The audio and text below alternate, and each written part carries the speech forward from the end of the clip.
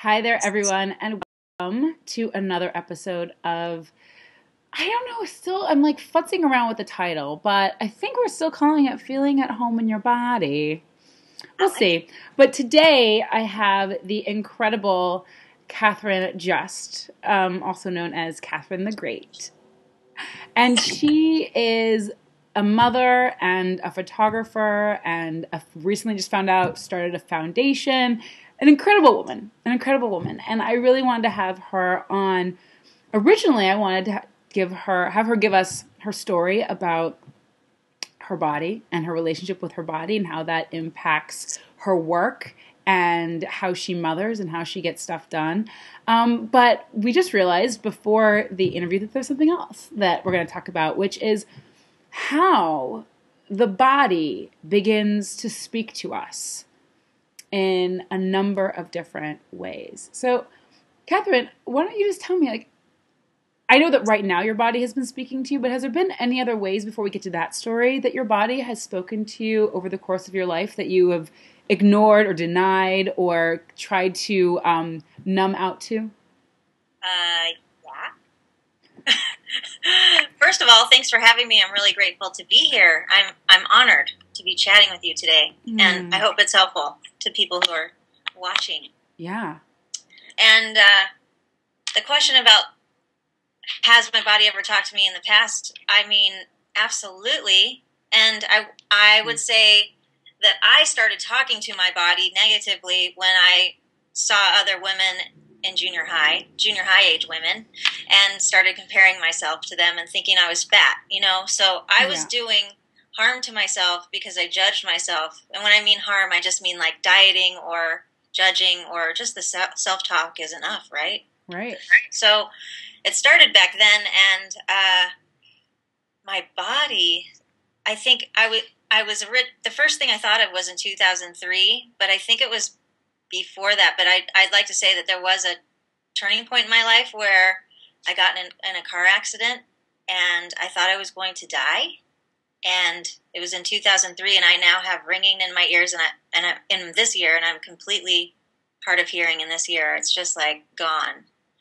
And I was just talking to a client of mine about this, and she said, and I told her, my panic attacks and my ability to drive in the snow or get on a plane has gotten worse and worse and worse and worse ever since then.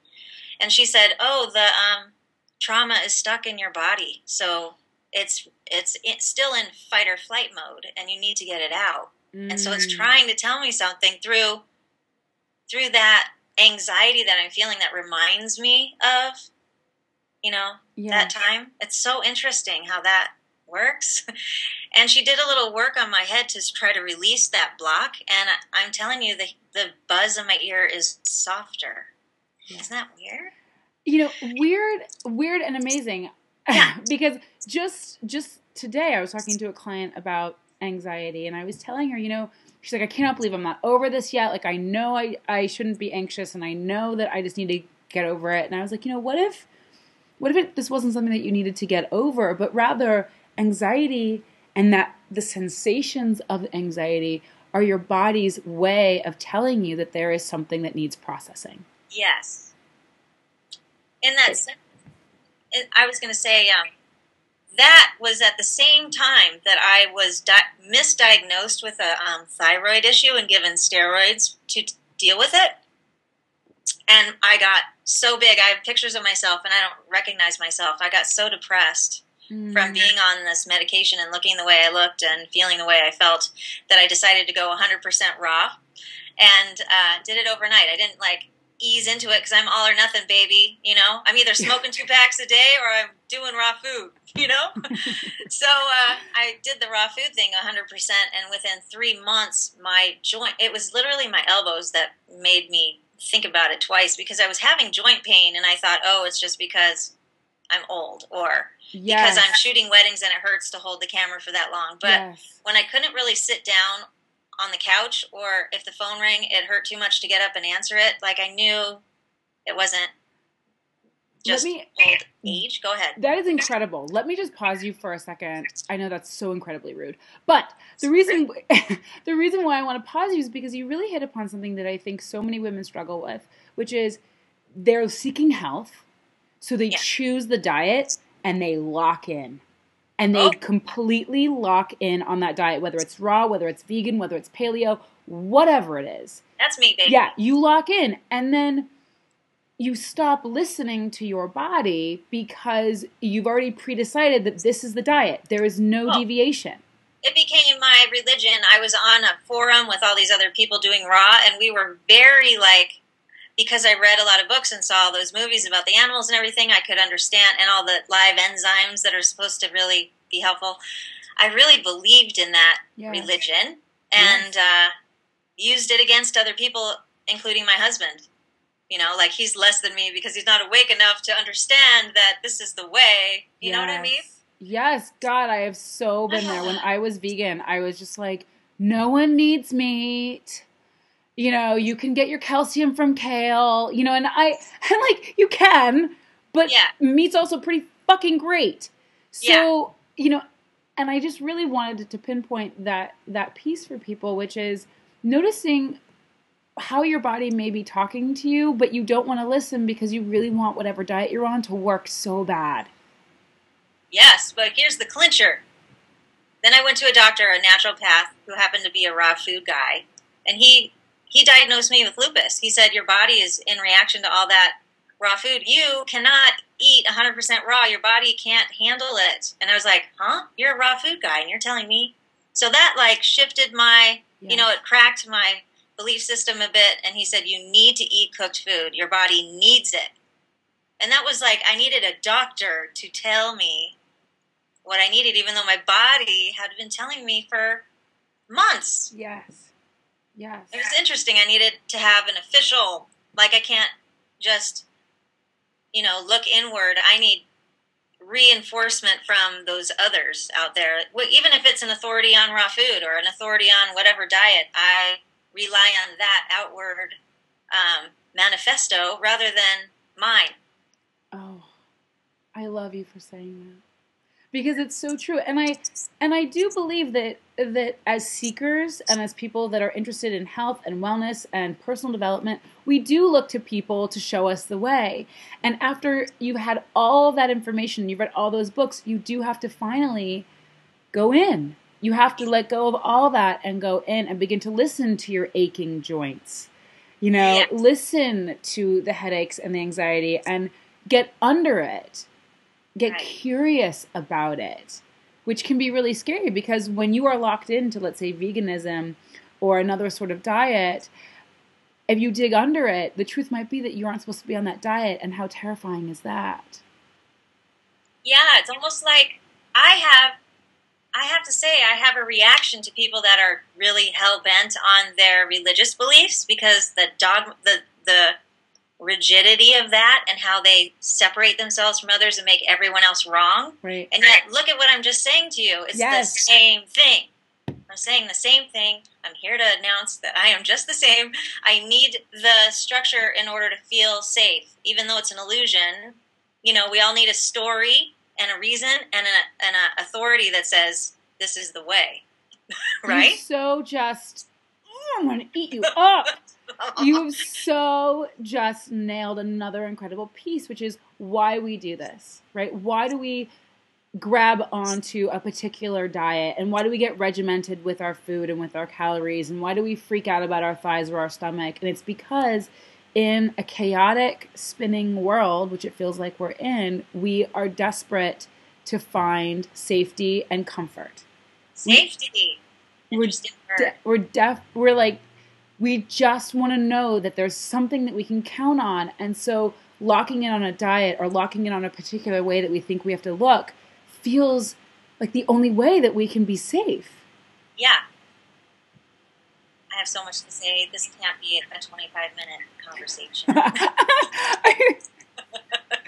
I have to say, you mentioned the word safety, and fast forward, I've done every one of those things that we've been talking about over and over and over and over again because I still have the same thoughts in my head that I had in junior high about my body. Yeah. And so I do all this other spiritual work, but when it comes to my body, I still go to extremes with it. And I like to constrict. I like having a structure. Yes. So when I am getting ready to go to a conference, I won't name which one, but I will start eating egg whites all the time. And I'll eat the Think Thin bar that has the chunky peanut butter in it. And for breakfast, I eat the quinoa with the green apple and every day, because I know it works and I know it's healthy and I know I'm going to lose weight and I'm going to feel good and I want to feel empowered when I walk into this space. And empowered has been twisted in my head to be how I feel about my weight, rather than just owning that I'm awesome anyway. So I get crazy about entering a room where people will see me that I want to express a certain something to. Right. And then what I found out was I'm allergic to eggs, I'm allergic to almonds, I'm allergic to bananas.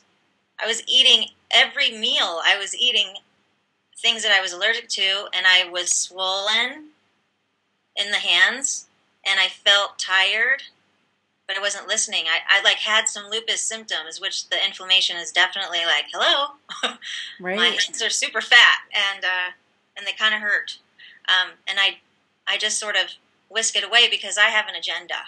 Right. The egg whites are going to get you there. Yeah. And it's so funny you said that. That is brilliant upon brilliant. And one of the things you said too was and I eat this because it's healthy, but I think it's really important that we begin to redefine health. I don't care how clean your food is. If you're gripping it that tight, that's not healthy to me. Yep. I don't care how quinoa, kale laden your food is. If you're gripping it that way, just holding on so tight, there's no health. There's no emotional health there. Your emotional body is starving. Right. I need to contemplate that because it's definitely where I feel, and we were talking about safety before because both of us had our back go out around the same time that a lot of stuff was going on, and the lower back is representative of safety and home and feeling, grounded. Yes. And we were both going through a lot of transition at this particular moment in history, in time, and that food thing is one way that I can feel safe and grounded and home because I know exactly what I'm putting in my body, how much, what kind, what it does, sort of, what it does, because I'm looking at maybe that I'm eating a sweet potato with nothing on it and I love the taste of that, but I'm also very aware that if I went out to eat the sugar content, the salt content, I'm I get into these spaces of being afraid of food. Yes. And I can't say that it's because, I wish I could say that it's because I know that it's bad for me because of the factory farming. I mean, that's an issue. Right. Or whatever, but it's not. It's because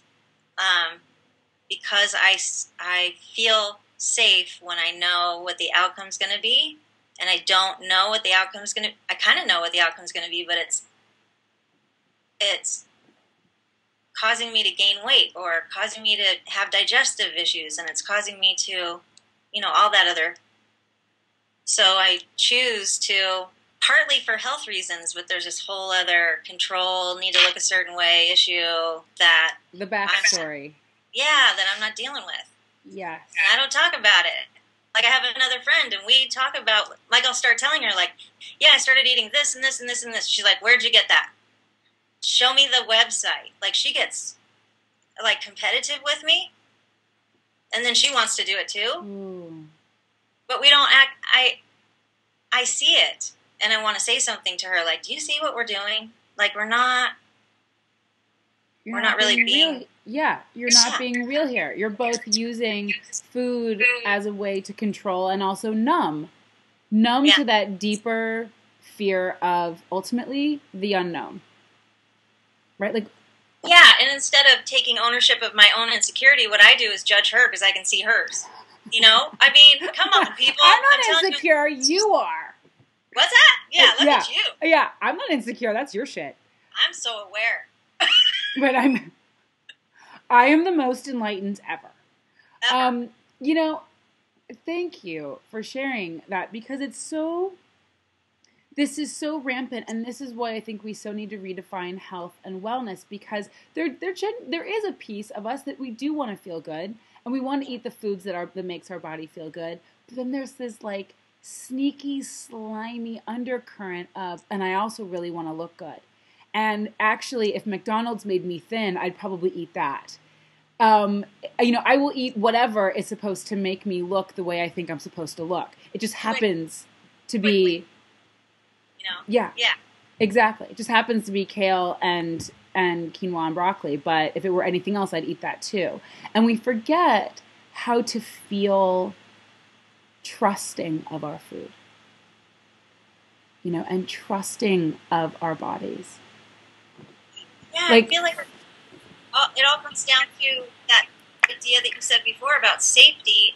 And I think we were talking about it earlier around safety in the world, safety and grounded. But I feel like we don't feel safe about ourselves. And so untrustworthy. I don't even trust myself. Hi, hallelujah. Hello. I hear this all the time with my clients. They're like, no, I need you to tell me what to eat because I am completely untrustworthy when it comes to food.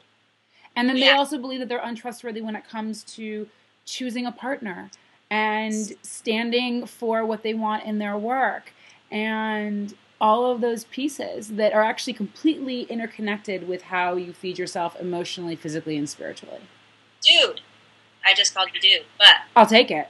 I have to say something about that because I'm going through a transition in my relationship right now, and I felt it originally intuitively, but I talked to everyone to hear what they had to say, and then I went to psychics to hear what they said, and when the psychic told me, I don't see this working, I felt relief because finally I saw, somebody out there mirrored back to me what I've been thinking. Like, I didn't even trust my own, I can't even make a decision. It takes me 3 years to because of wounding from my childhood that I still believe about myself. That's not true. Like, it's just that old pattern, right? It is.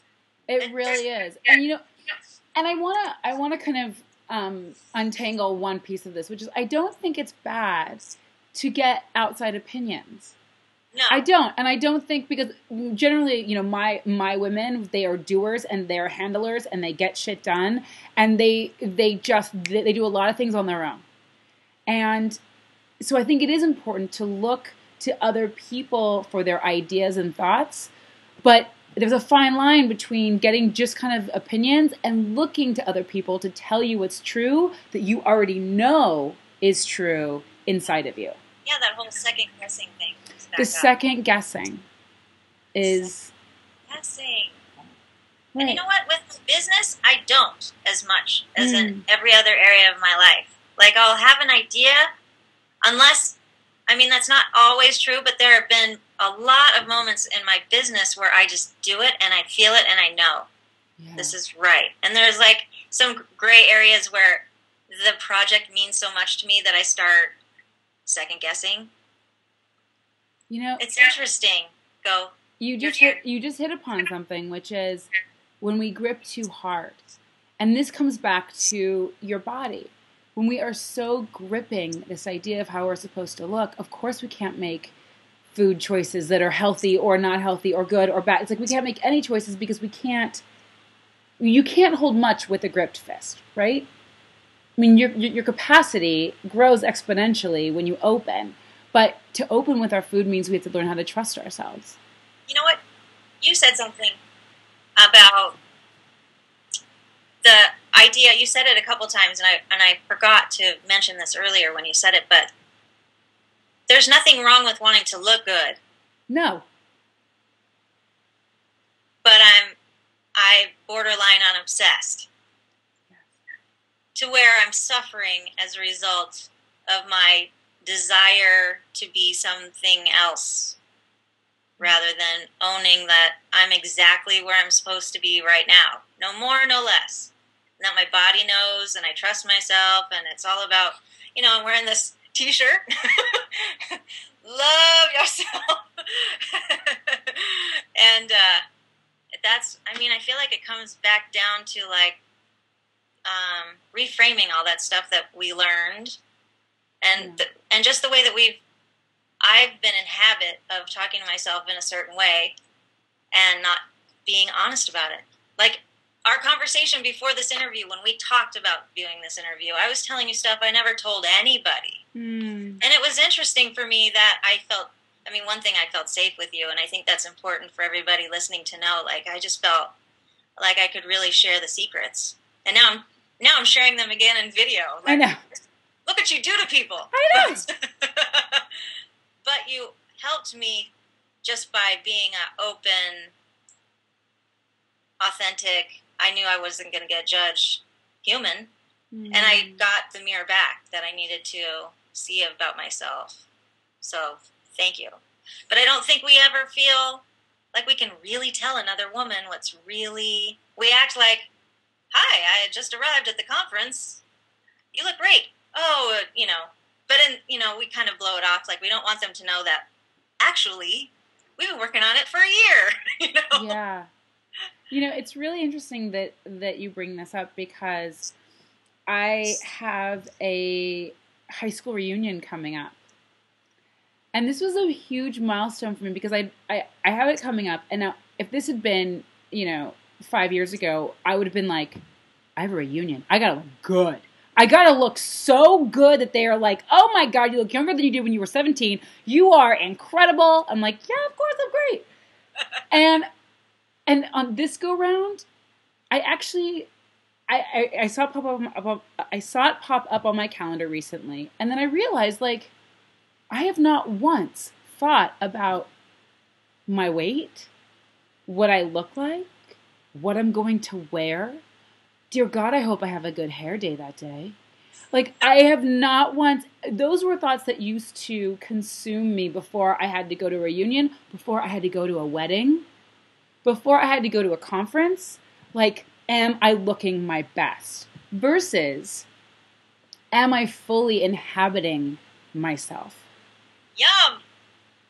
Am I fully in my body as she's showing up right now? Because that is the best looking thing you can put on. Yes. And that's what attracts me to other women, is that confidence. Whether they're, it doesn't matter what size they are. I'm attracted to confidence. Yes. Yeah. So that's it. On that note, we're all attracted to confidence. And, oh God, isn't she great, you guys? Like, Catharine the freaking great. And I think what makes you so great, beyond your talent as a photographer and a creator and an artist, is your ability to be completely honest with what's going. I've never met someone as honest as you. I'm like so totally real of like, yes, I've been eating egg whites for 3 days. No, 3 months. Oh, no! Oh, we'll talk offline about that. But just owning it, because I can tell you that as women who, we really value we want to value ourselves, and we are logical and we are rational and we get things handled. We really don't want to air our dirty laundry. No, we don't. But this really is the dirtiest laundry we have, because we just let it sit and fester and we never share it. So thank you for sharing it with us. Yeah, I feel like when we share the secrets, that's when evolution occurs. And I'm sharing it with you today as like a ode to all women, that we all, just say it out loud. And it's not something to be ashamed of. We're all working on something. Yeah. It's not like it's unique to me. I'm assuming that this story is going to be like I relate to this, to yes. many. So I think when we actually tell those secrets, we realize that the fog is lifted of judgment. There isn't really anything to fear, and saying the truth and then finding a new way that is actually healthier. Okay. Well, this is, as you can tell, I'm like all lit up. This is absolutely my passion, and to be able to help, the fact that I helped you in any way just like melts my heart. And I know that this interview with your insight is going to wow everyone who watches it. So thank you so much. And for everyone, you should really just look at Catharine's photography. It's CatharineJust.com, and she's the shit, yo. So, yo. All right. I love you. And I'll talk to you soon. Okay. Thank you.